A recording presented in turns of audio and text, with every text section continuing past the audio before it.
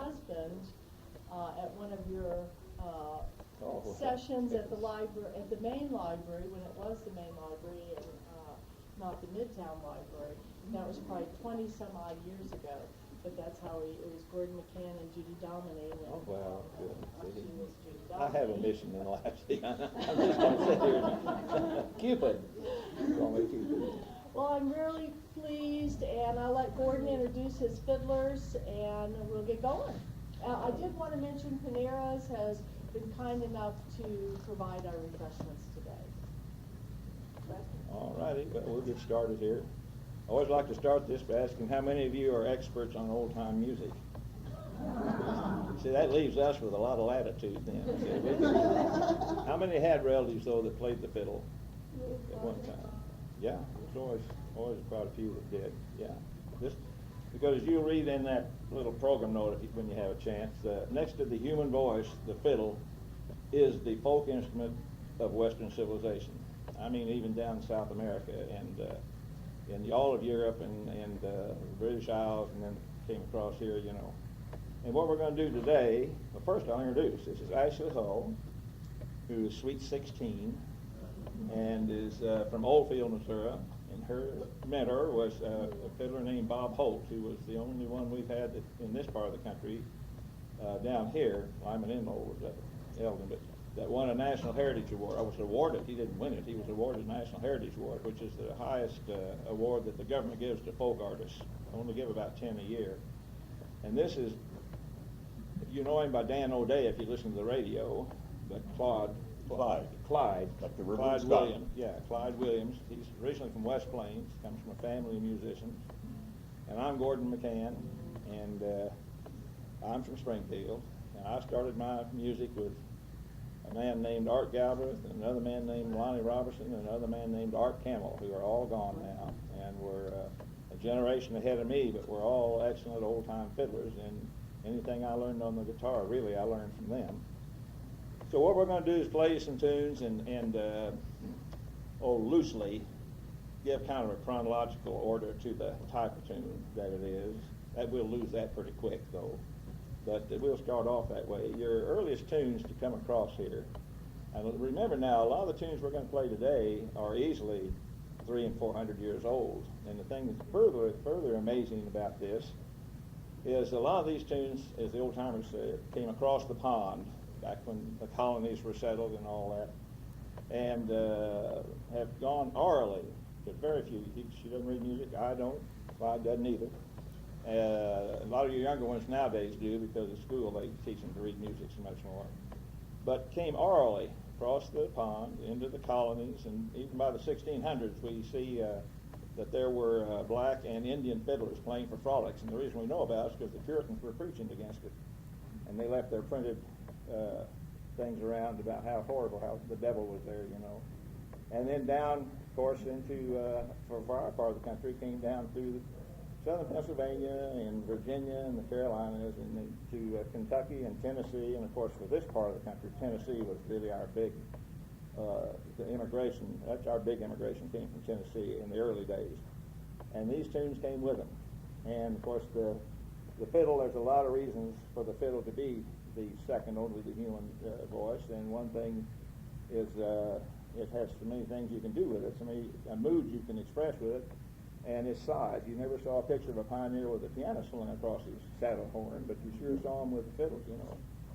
So what we're going to do is start off with some of these early tunes. The earliest ones that we hear about were reels and hornpipes. And they originally were a different speed, but when we got them with square dancing, we pretty well put them together and sped them up to fit square dancing. And so today, the reels and the hornpipes sound pretty much alike as far as tempo goes. But we'll start off. You want to start one? We narrow a little list out here. The one that you all may be familiar with, I'm sure, is a tune called Soldier's Joy. Oh, you may Do that one? I'm going to put you under the gun first. Oh, okay. D? Yeah. Here's the problem. I have all these tunes right on my head. Okay. 1, 2.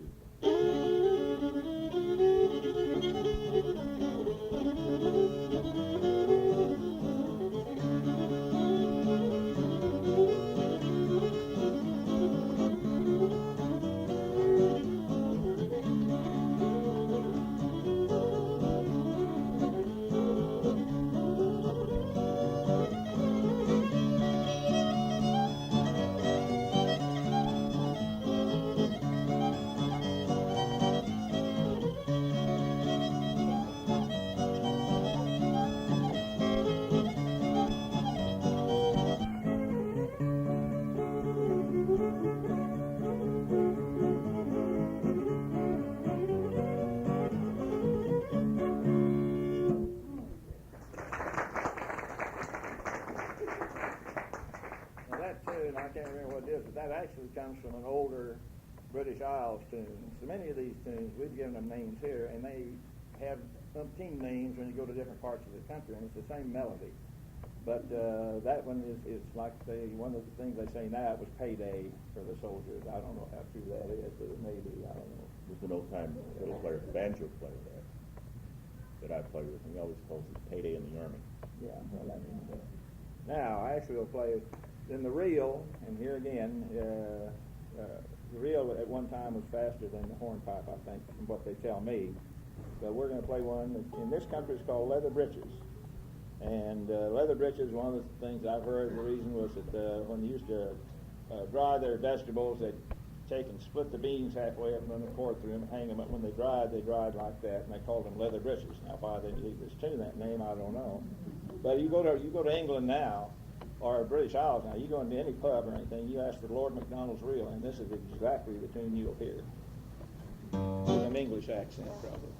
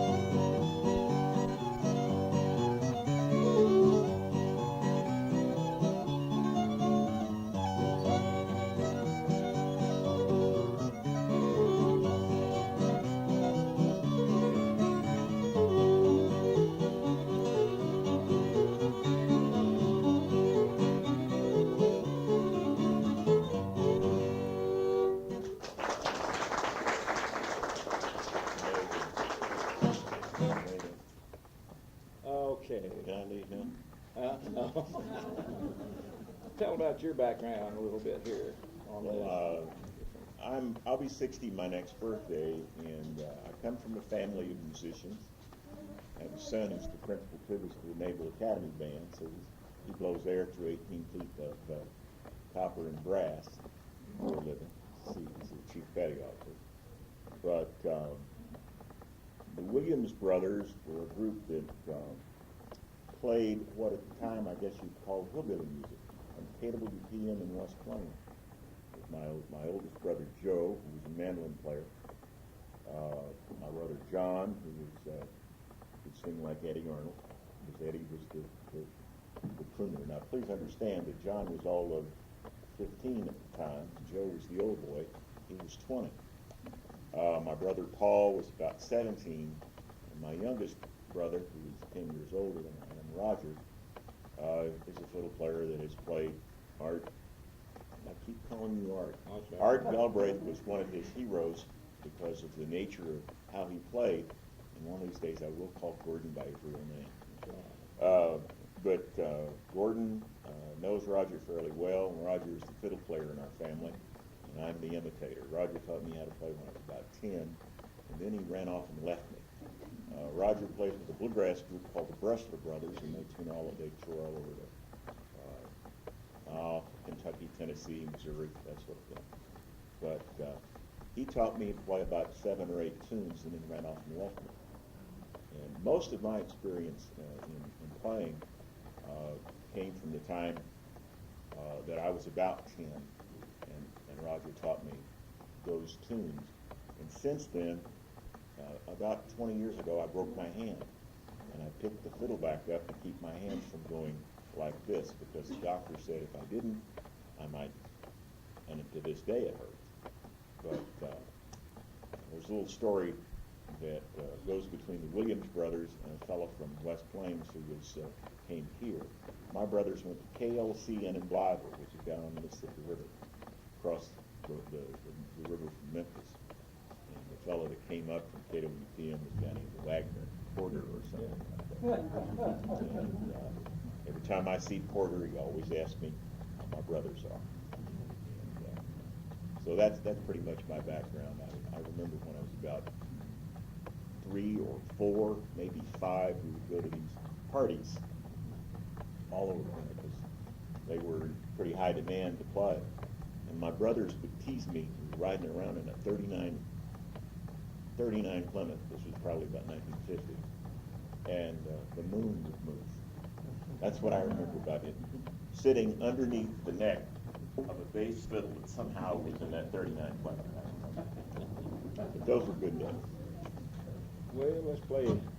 Here's another very common tune in this country, and it's got one of these traveling verses.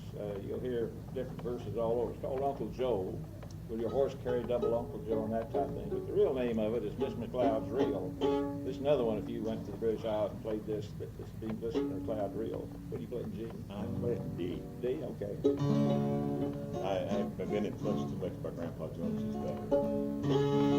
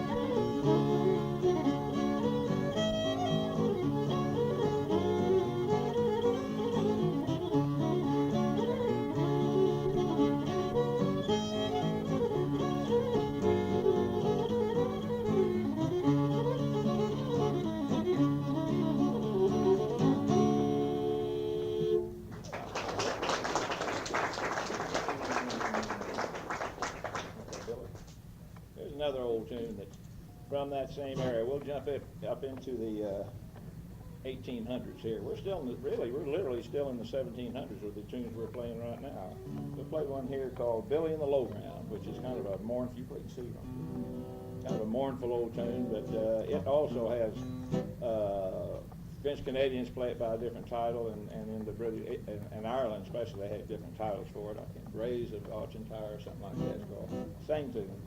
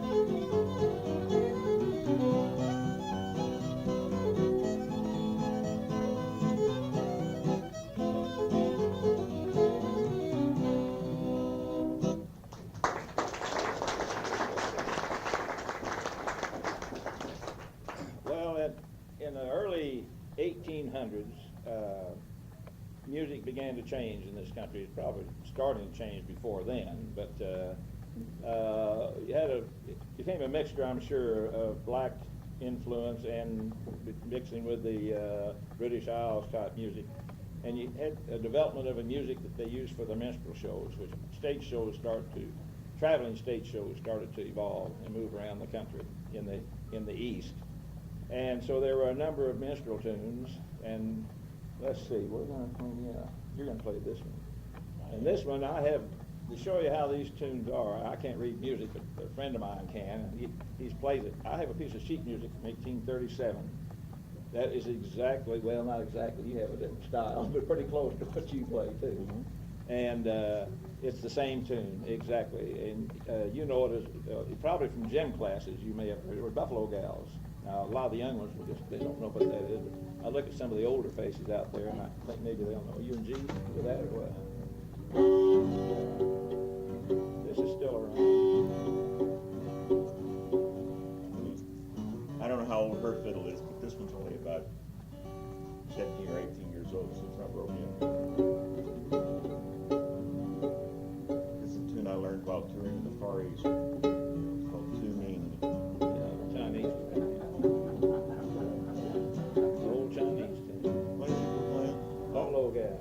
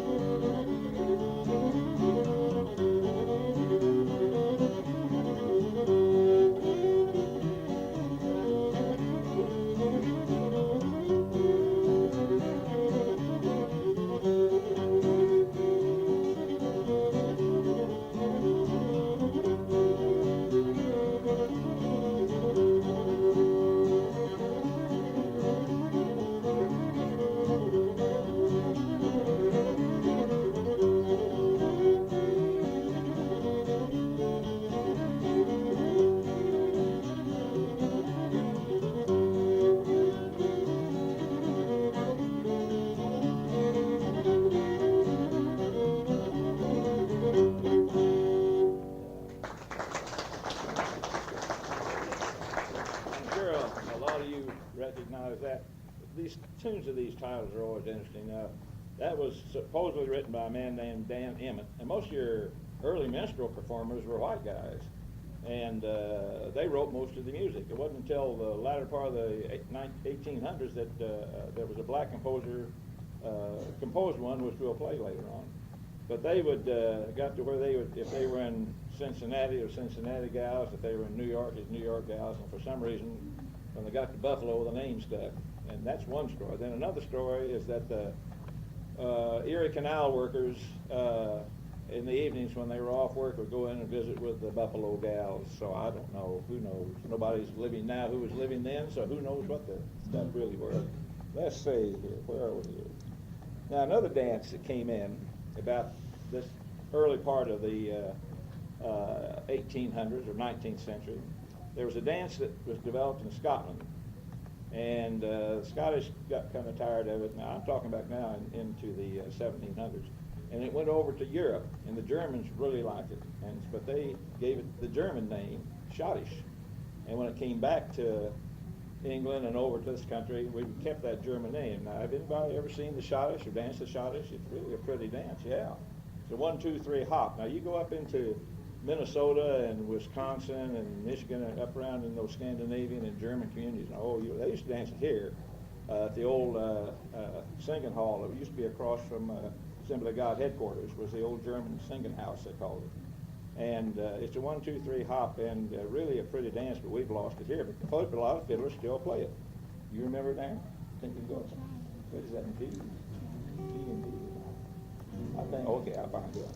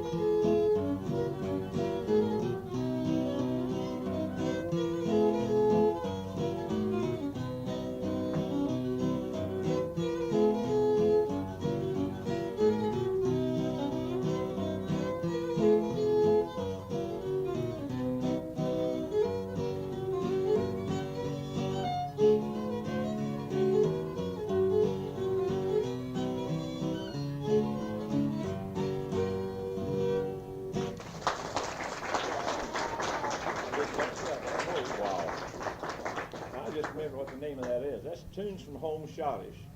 And Lonnie Robertson played that. Anybody remember Lonnie Robertson from KWTO? Well, Lonnie and Roy McGeorge, who was his partner for years and years, were in Yankton, North Dakota at the radio. That was a big country music radio station up there. And there was a band on in front of them that played that for their theme song. And the band was, who's the one and a two and a... Lawrence Welk. Lawrence Welk. Yeah. I remember another story is that Roy McGeorge and Lawrence Welk's trumpeter got interested in the same gal and got in a fight, and the trumpeter broke his cornet over Roy McGeorge's head. I used to hear that story. But as I said, nobody's here who was there then, you know. Well, that's one thing about somebody who, instead of playing with their hands, plays with their, literally plays with their mouth. I mentioned my son earlier. He loves baseball. He wears a full, when he's playing baseball, he wears a full hockey helmet to protect his face. And he takes a great deal of hassle of all of that. He is 6'1" and 220, so he doesn't have to worry too much about it. And he is my son. Fiddlers the same way with their fingers too, you know. What's that? Now let's see. Now another dance that came in was just taking favor in the South before the Civil War started from Europe was the waltz. And then after the Civil War, well, of course during, I'm sure they still play, but it's flourished and is still around and probably will be around for no telling how long. And we'll play you a couple of waltzes here. Now, the one that Dan O'Day or Clyde is going to play, I never know what to call it. I have trouble remembering my own name, don't worry about it. What's his name's going to play here? It has an interesting story behind it too. It was written by a Mexican school teacher from Monterey in about 1898, I think, or something. And he was with a band that came up to the Louisiana Exposition or something in New Orleans. Well, they were so popular they kept them there and for another extra couple of weeks, and this tune took off.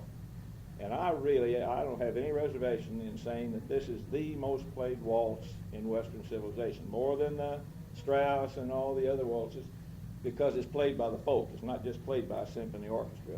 And you can go to any country in Europe, and of course there's fiddlers in all these, more so than there even are in the United States in some of these countries, and you ask for this waltz and you'll hear it. It's the national waltz of Mexico called Sobre las Olas. It's Over the Waves waltz. In fact, there was a tune, some movie had this, made a song out of it, I forgot. And I will add that I have no idea if I play it the way. We probably don't, but we'll see if I can keep up. This is the way I play.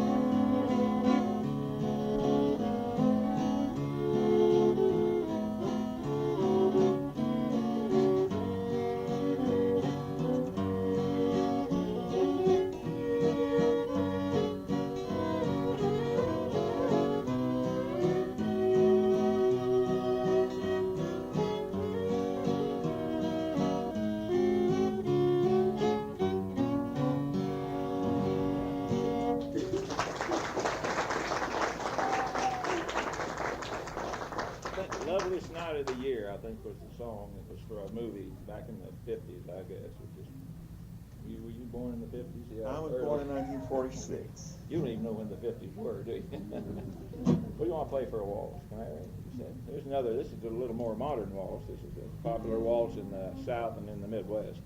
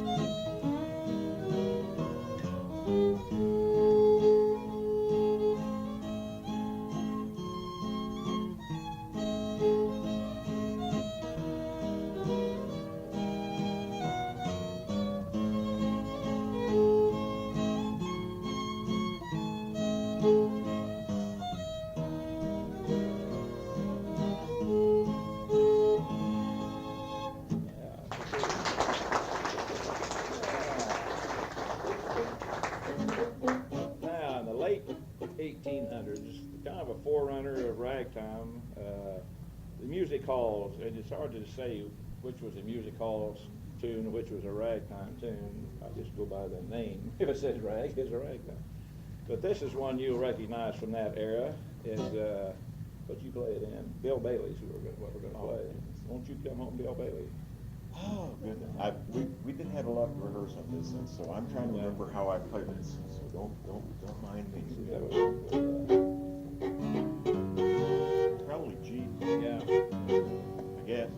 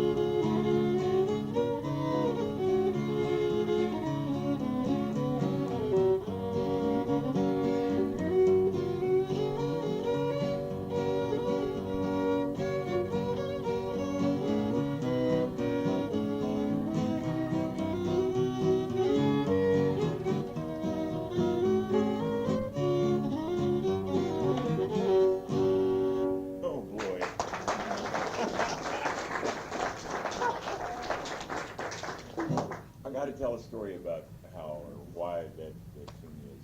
I play in a bluegrass band with a friend of Gordon and mine. I played the band for about 8 or 9 years. His name is John Wynn. He's a luthier. A fellow who makes instruments. He makes excellent mandolins, and he makes a few banjos. And he made a dobro recently. But as a bluegrass band, you expect to hear Jerusalem Ridge and goodness, Monroe's hornpipe and that sort of stuff. Well, we'll play all sorts of off-the-wall stuff for a bluegrass group, including Spain, Never on a Sunday, and I never tried to until and I learned that from the two. If I play a little different ways, playing with the bench of what I'm doing. Even though I about this, I always think of music. I exactly note to note is what it is. Probably it is that outwards, but that imposition and stop music on it. So I was the 200 I did all this and had all the time dancing in the court. The world. This is coming further than that.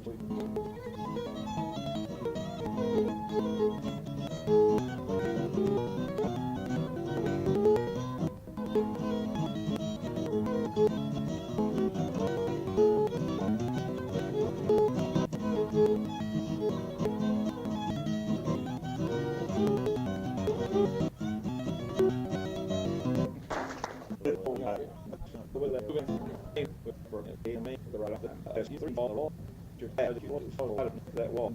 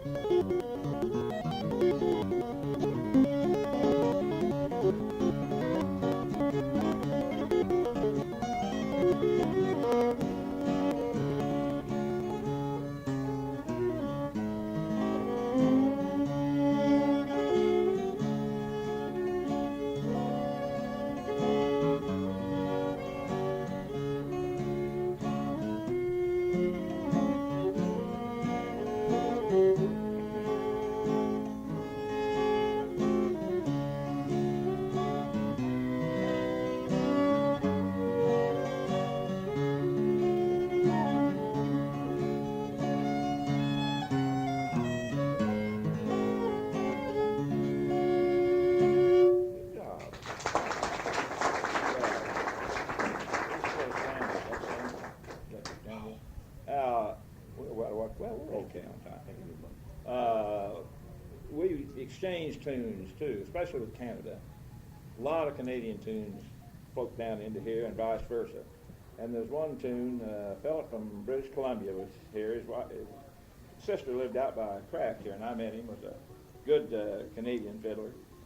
And he played a tune called Maple Leaf Two-Step, which I think Ward Allen wrote, who's one of their top writers of fiddle tunes up there. And this is a snappy little tune here. And Lashley learned it just to perfection.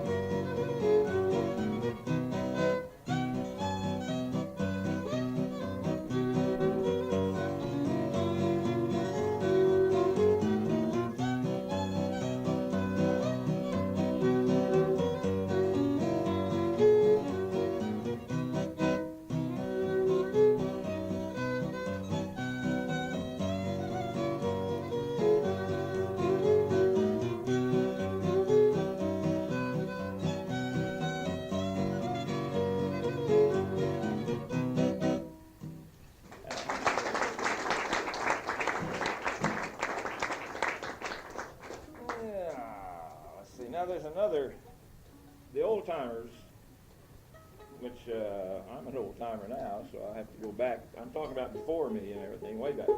Some of them never knew standard tuning on a fiddle, and they did what we call cross tune or tune in discord, or Glenn Rickman down at Crane used to call it cross-eyed A when he played cross tune A, and the classical name is Scordadura. And there's actually been symphonies written in it in Europe years and years ago. But they tuned down to where they have, what this music is anyway, is imitating the bagpipe.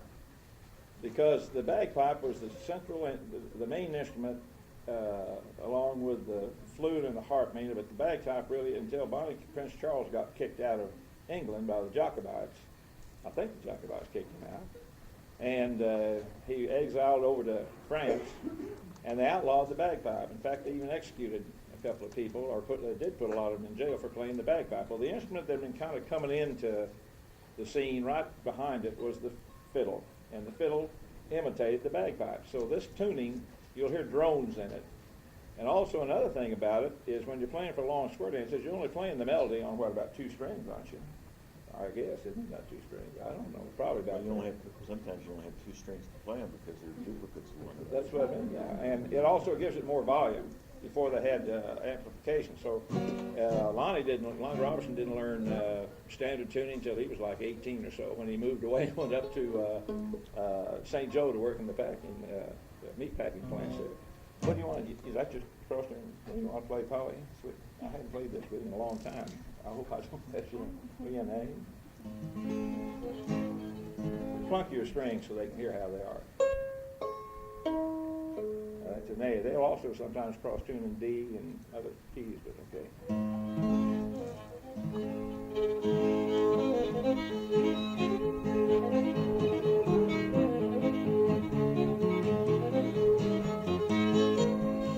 There's your drone.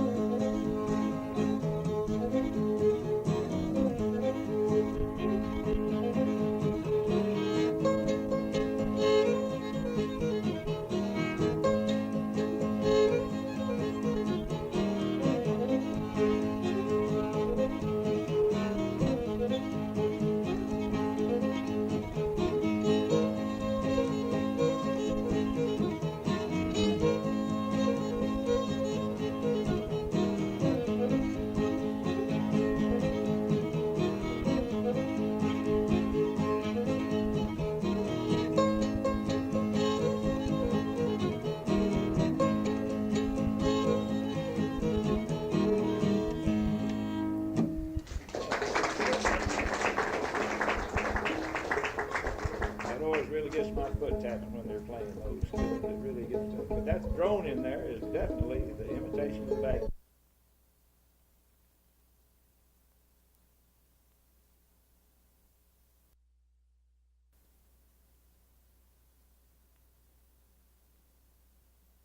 Songs are fiddle tunes, but usually the fiddle just more or less backs up a choir or a singer. I've never heard the gift. Is it a, well, that's, where'd you hear it? From where? Max who? Oh, yeah. Yeah, I haven't heard Well, this one. here's one of the things that was running through my mind, because I don't read music at all, and you should be blessed by reading it, but No, one that, or cursed, for me to even start something as, for lack of a better word, simple as Turkey in the Straw, I was singing it. I have to sing it to myself before I can pick up the middle of it, because I don't have that much, I don't play the song very much, and it's mostly I hate to say this, but the way I play, it's mostly that muscle memory. And until I can sing it, because that's what I was doing. Maybe you're probably thinking, what was he doing? Just looking at the stage. Actually, I was praying, please help me remember the song. But it is, I don't know if you do that, or on songs that, on tunes that really are songs, I'm singing it to myself as I hear it, or as I'm playing it. And that's one of the reasons why I get so confused. Like when I was playing Bill Bailey, I was probably doing Ella Fitzgerald's version of Bill Bailey for all I know. Yeah, they, a lot of, still in a way, I can see their reason for it too.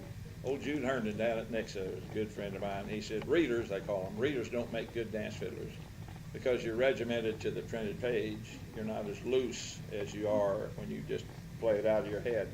Art and I gave a concert, a workshop one time at anybody know Art Galbraith? Anybody remember Art Galbraith here? Yeah.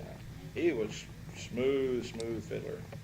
And we played for the Sonic Society, which was classical musicians, and we thought this would be a disaster, because here was long hair and everything, you know, and we had a packed room, and we just kind of played similar to this type of thing. And after, well, the thing they all asked when we came, where's your music? Where's your music? And a lot of them said, well, I'd give anything if I could play without music. Well, you don't sit in an 80-piece orchestra and play by ear. It didn't work that way, you know. But another thing, that Virgil Thompson, who was a New York composer, one big name, wrote an opera with Gertrude Stein. He was their guest of honor, and that night at the banquet, the guests of honor were Virgil Thompson and the Ozark musicians, Art and Gordon. I thought, boy, there's a yin and a yang if ever there was. You know. But he knew a lot of, he and Art talked about that cross-tuning I was talking about. He was very familiar with that, you know, and everything. But anyway, any other requests or anything? Oh, Lord. I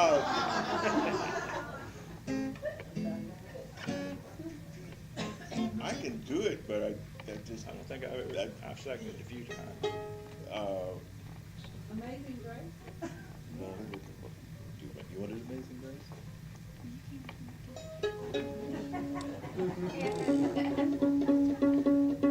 Youth must be served. Who's gonna do it? You gonna do it?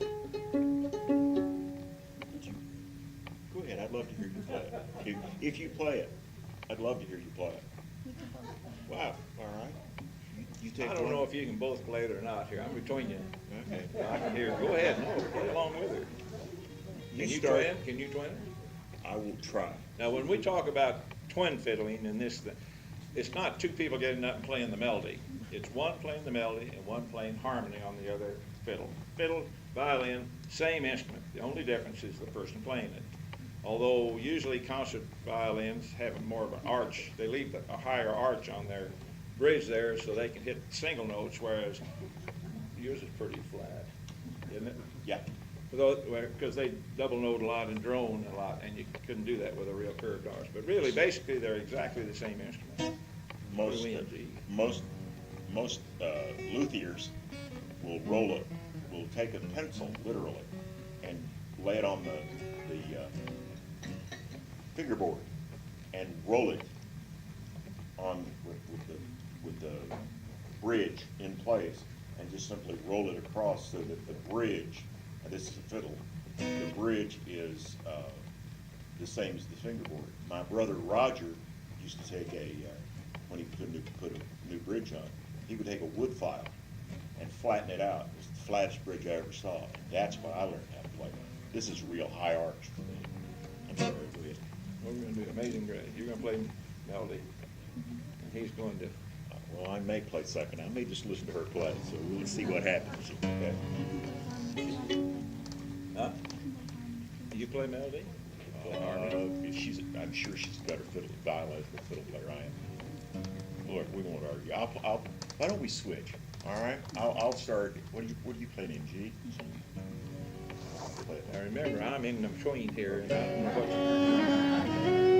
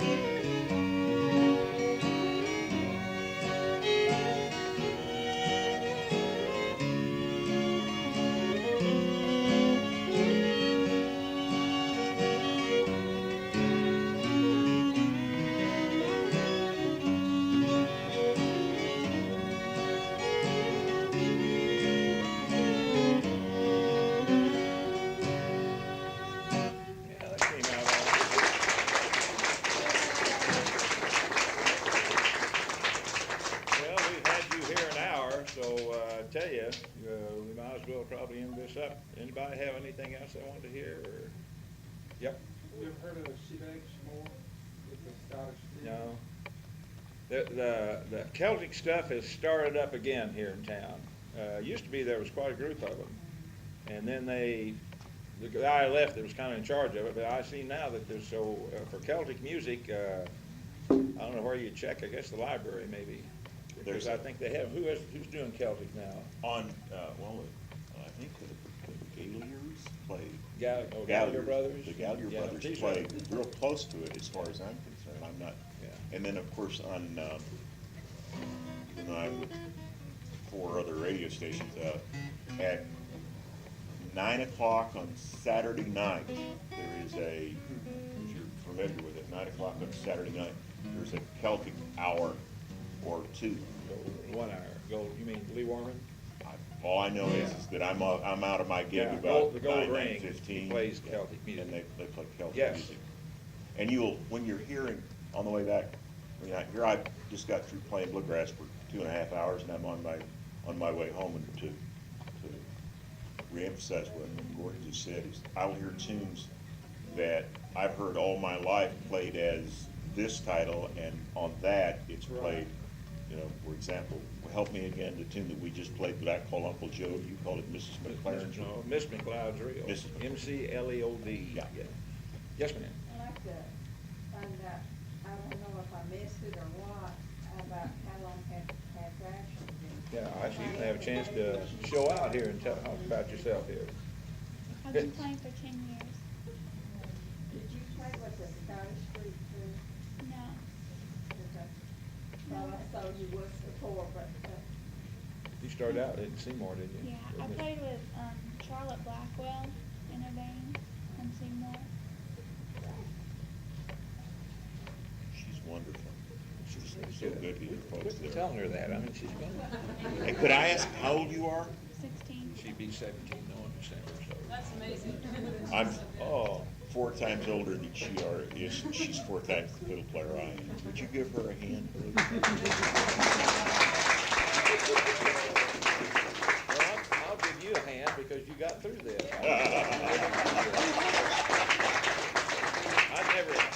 I didn't know what to expect, and actually, as we got going, there were some things I didn't expect either, but I haven't played with them, but it's been 2 years, I guess we played, yeah. You That's came what's up, fun about this, is the different styles and the different way they play. It really is. That's what keeps, this never gets boring. Some genres of music, as they say, well, one tempo all the time, and they start sounding all the same. But you get in this music, it's what we call traditional music or old-time music. And the variety of tunes they play, and you may sit there, I used to go to Art's house and play 65 tunes, and then go to Lonnie's and play another 60, and Never Raymond played Candle, and maybe 3 or 4 would be the same tune. It was all different types, so it's always interesting. Well, I tell you, we might play one more here. What do you want to play? What's something else? I tell you a good little tune that you haven't heard is that Stone King tune, that Cherry Blossom. You want to play? Oh, whatever. And don't pull. I'm not going to play Rutland's Reel. So don't. You ever heard Rutland's Reel? Play Rutland's Reel. We'll suffer through it here. This is a very complicated tune, and when I tell people she's learned it, they say, "Oh, she couldn't have." I haven't either. Good. I hope you have. I'm thinking of you liking.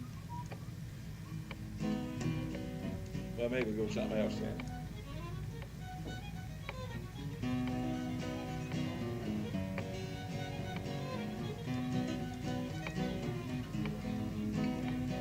You got it.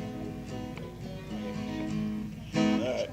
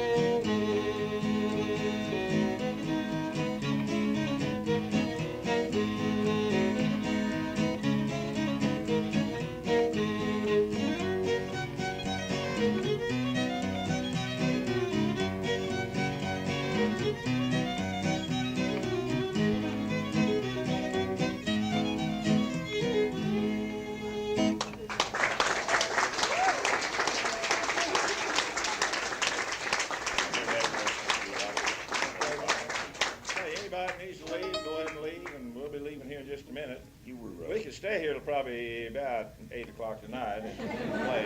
It just doesn't get tiring, but people get tired of sitting and listening to it. We mentioned the bagpipes. Yeah. I don't know where I'll wind up stopping on this one. I'll play just one. stop. That way we'll know. Yeah, what are you gonna play? Well, this is something that my Bonnie lass here.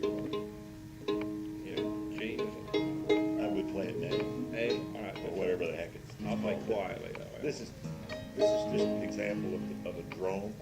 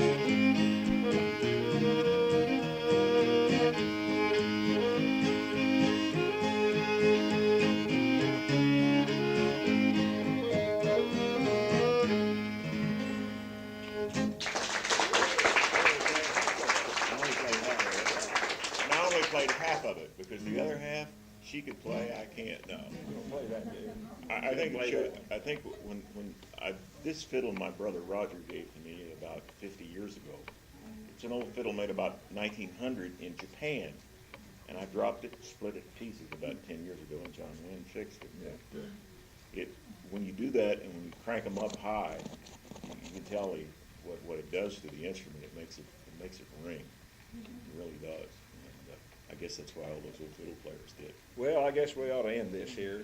Please let her play the play last. one more? I insist. I'm gonna put mine away. I tell you. I did that so she'd play one more. This is a pretty waltz. I don't think Tom Bigby. This is a pretty waltz. Tom Bigby River in Alabama is, yes? Did you have a favorite? I think they're all her favorites. Really, I'm serious. I mean, now there's some that you prefer to play a little more than some of the others, but this is really a pretty waltz here. It's seldom heard up here except down in McLeod, Missouri, where we go. This is called the Tom Bigby Waltz.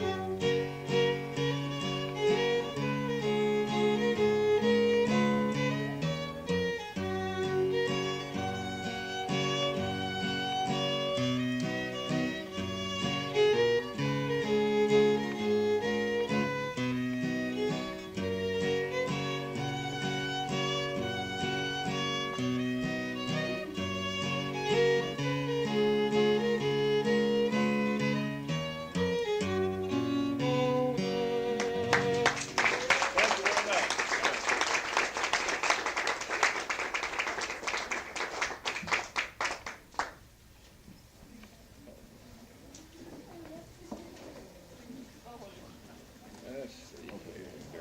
We got through pretty good.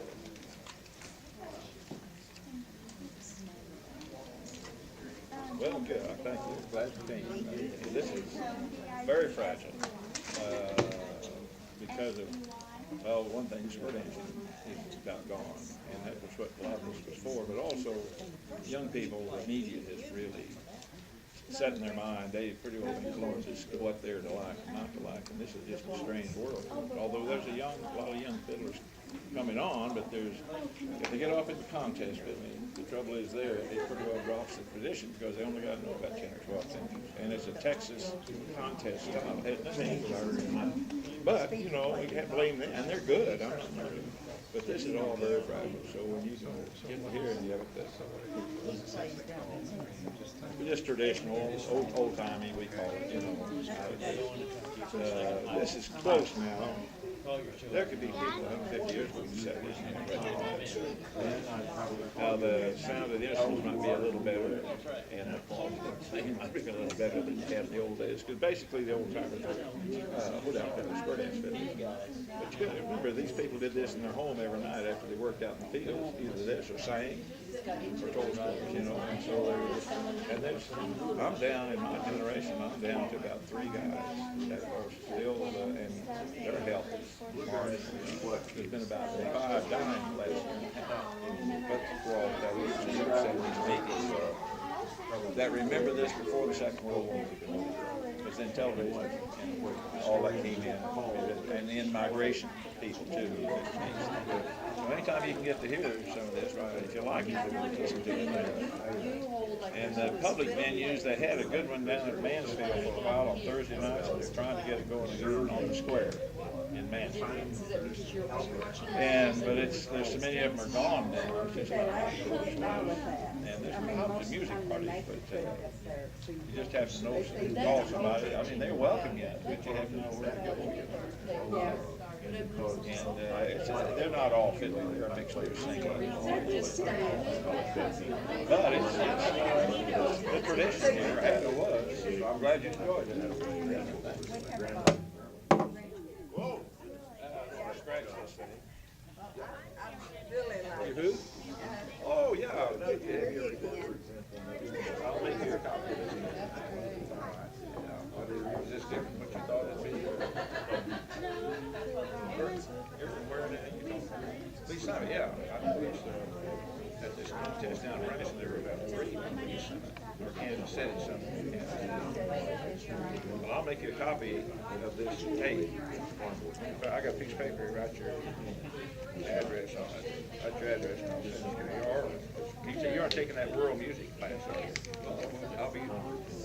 we'll be there 2 nights next week, so I didn't know that. You could have just waited for that. And they'll be different.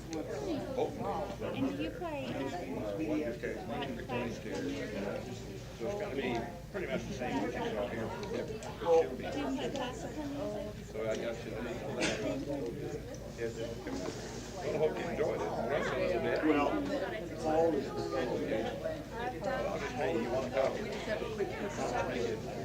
Well, it's got our conversation on it now, too.